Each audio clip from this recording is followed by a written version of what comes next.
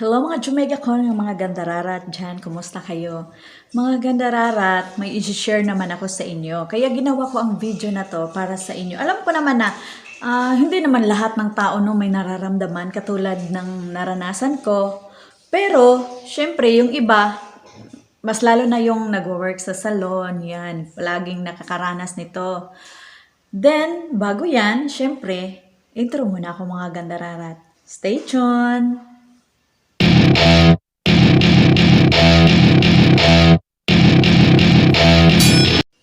Mga gandararat, bago ko simulan, syempre magpasalamat ako sa inyo kasi pinanood nyo yung video ko. Alam ko naman na maritis ka, pero joke lang. Mga gandararat, ganito kasi yun. I-share ko muna sa inyo, bakit nagkaroon ako, alangan naman diretso na lang. Tumahimik ka dyan. Ganito yan.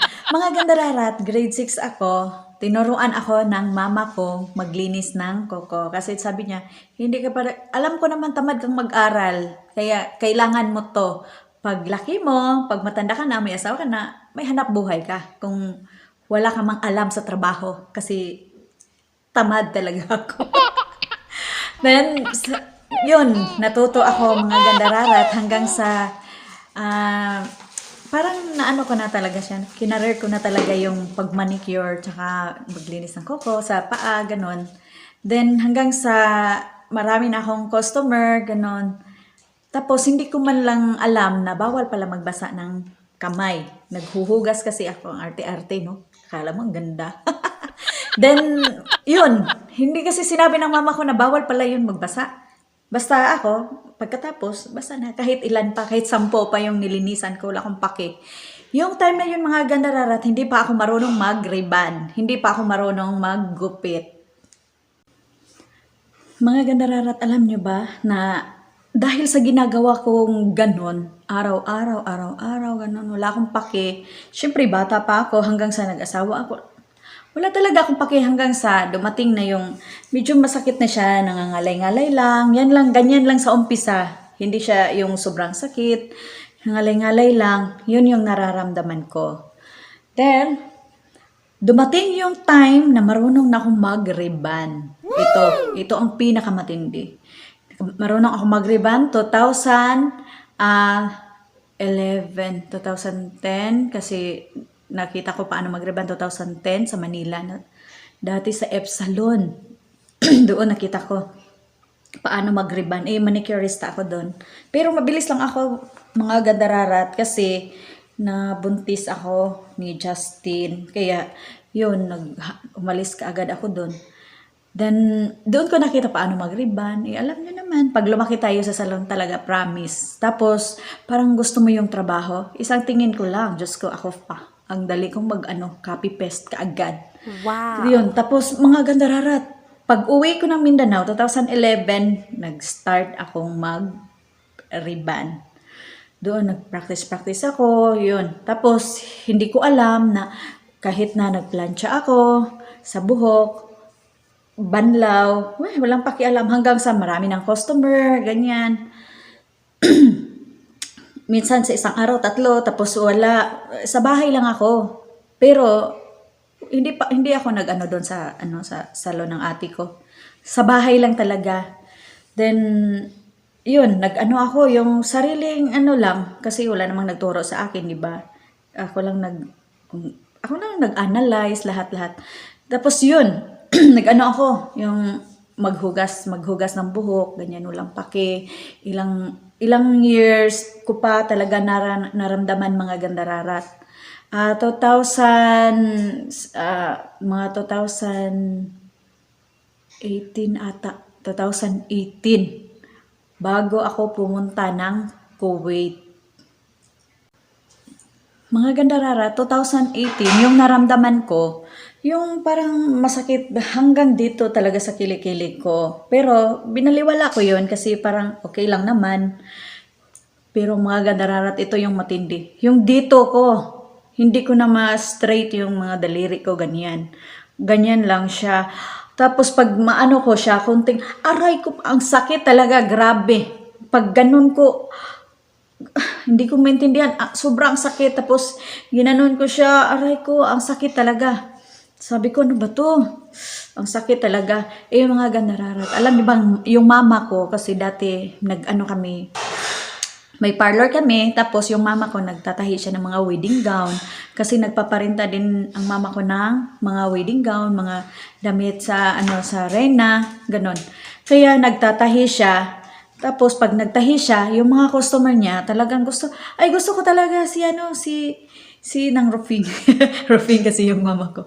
Si Nang Rufing, gusto ko talaga siya yung magkulot ng buhok ko kasi magaling naman yung mama ko yung magkulot ng buhok. Eh, busy naman yung mama ko. May mga bakla naman. Eh, ayaw nila. Gusto talaga nila yung mama ko. Yun, yung mama ko nagtatahi pa. Masakit. Tapos, mabasa yung daliri niya sa gamot ng pangkulot. Tapos, mga gandararat, ngayon, nakita ko sa kapatid ko, syempre, matagal na din siya. Nag-aano din si ate, no, haircut. Kung ano yung negosyo ng mama ko, ganun din siya. Nagkukulot, naggugupit. Siyempre, magaling naman yung ate ko. 'Di ba? Proud sister. Alam ko naman kasi marami naman talagang customer yung ate ko. Hello, Elsie Salon. Magaling naman talaga siyang maggupit, mga gandarara. Mana-mana kasi yan. Char. Then, yun, yung kamay din niya, ngayon, ganyan, hindi na. Kaya natakot ako, yung nakita ko, Diyos ko Lord, ayoko yung maging ganon. Gusto ko, straight lang. Talagang nag-iisip ako, ano kang gayang gawin dito? No, sobrang sakit. Mga gandararat. Nagpasalamat talaga ako kasi may nagturo sa akin kung anong gawin ko sa mga daliri ko. Kasi sobrang sakit na talaga, hindi na siya hindi na siya mag-straight. Hindi na talaga sa sobrang sakit, mga gandararat. Kaya mga gandararat, gusto ko ring i-share sa inyo kasi may nag-share sa akin na ganito yung gawin mo. Kailangan kong i-share din sa inyo. Kasi para malaman nyo rin. Thank you para kay Ate Vilin, no? Si Ate Vilin, kasi siya yung private nurse siya ng biyanan ko. Kaya mga gandararat, sige, i-share ko na sa inyo kung ano talaga to.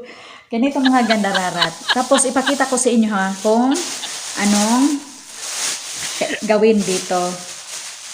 Mga gandararat, siguro lahat kayo nakakilala talaga nito, no? Kasi isa din to. Ginagamit to sa sa Yosana. Sa Yosana ginagamit din to, mga gandararat. Itong gamot itong na to, ginagamit din nila to sa gamot nila. Supplement pala. Mga gandararat, ito. Alam kong kilala nyo to. Sa Bisaya to, dulaw. Tapos sa sa Tagalog, luyang dilaw ata to. Ewan ko. Basta sa English, turmeric siya, di ba? So mga gandararat, ituro ko sa inyo kung anong gawin. Siyempre, kailangan natin to.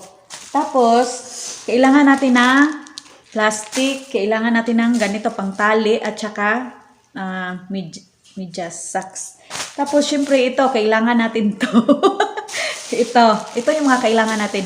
So, i-demo ko sa inyo. Pakita ko sa inyo kung paano ko siya gawin, mga gandararat. Stay tuned! Mga gandararat, pasensya na kayo sa kulay dito kasi alam nyo na yung kulay ng ilaw namin is blue. Para siyang yung parang bar. Mga gandararat, ito yan. Huwag ka namang ubusin, konti lang. Kaya ginamit ko to. Kasi kahit mga lang siya, mga gandararat, 3 piraso lang. Ganyan. Tapos, siyempre, kailangan natin to. Pumukpok. Kailangan naman saan ipukpok.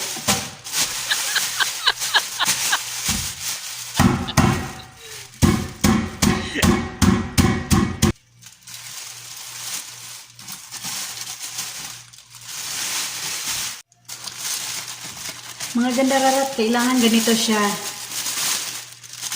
Para lalabas yung mga katas niya. So, paano mga gandararat gawin? Tara, samahan niyo ako doon sa labas. Ganito yan, mga gandararat. Mga gandararat, maganda sana kung may tayo, gloves. Kasi yung gloves, siya,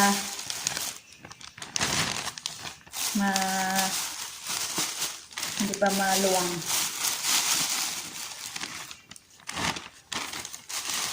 Kung wala kayong ganito mga gandararat, okay na yung ganito, oh. Isa pang plastic. Kung wala kayong plastic, yung kapitbahay nyo dyan, baka plastic, yun na lang gamitin nyo.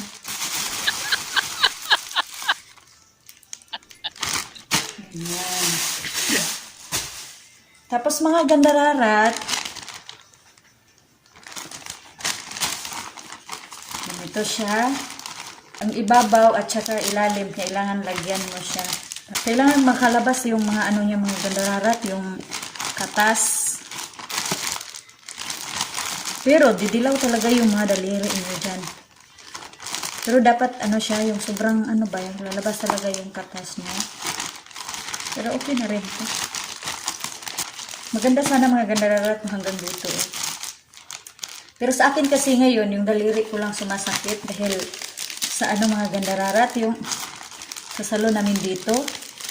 Diyos ko, nagugupit ako, naghamang, magrabe pa ako, nag-stiswar ako, yung ano ba mga gandararat, yung blower na ano sa buhok mo, patuwirin yung buhok mo gamit ang blower kasi hindi sila gusto na ano, plancha yung straight sa buhok nila. Gusto nila blower. Eh, sobrang init kaya nun. Ganito lang mga gandararat. May katas na siya, oh. Tapos, ibalot mo lang ng maayos. Maganda sana kung gloves. Ganyan. Alam niyo mga gandararat, sa ano, sa Kuwait ako. Ay, nako, sumakit din tong daliri ko. Inano ko siya ng curcum powder. Pag wala kayong ganito mga gandararat, okay na yung powder mga gandararat. Yung turmeric na powder. Oo, pero mas maganda to kasi frisco to eh. Marami siyang katas. Tapos, ginanyan ko siya. Pero medyo masakit to eh. Wait lang. Medyo masakit. Yung ano kasi, ginamit ko, plastic siya. Maliit na plastic. Tapos, maraming turmeric. Yun. Kaya kaya maganda yun. Ganyan lang kadali mga gandararat. Promise. Yung mga daliri ninyo na masakit. Tapos, ganyan lang mga gandararat. Ganyan lang. Kaya nakaitim ako ng damit kasi wag nyo na lang talian nito, oh. Magpasakit lang yung daliri. Oh, kamay. Yan. Ganito lang mga gandararat. Ganyan. Tapos, tanggalin mo to kinabukasan. Matulog ka, ganito yung kamay mo. Tapos mga gandararat, pag gising mo, pag tinanggal mo na siya, pahinga ka muna ng ilang minutes bago mo basain. Kasi sobrang init, sobrang ano niya, init. Tapos, parang sinisip-sip ng turmeric yung ano mo, yung sakit ng kamay mo. Ganito.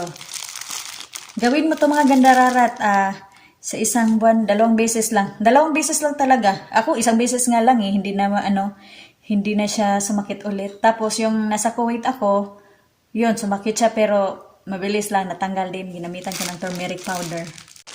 So, mga gandararat, nagkaintindihan na tayo. Ganito lang siya. Ganyan. Hayaan nyo lang hanggang umaga. Pero maganda talaga mga gandararat. Dinamihan ko na lang dapat ng turmeric. Pero hindi naman kasi masyadong masakit yung kamay ko ngayon. Kasi gusto ko lang sa inyo, yung i-share lang sa inyo. Pero medyo nanginginig-ginig kasi siya eh.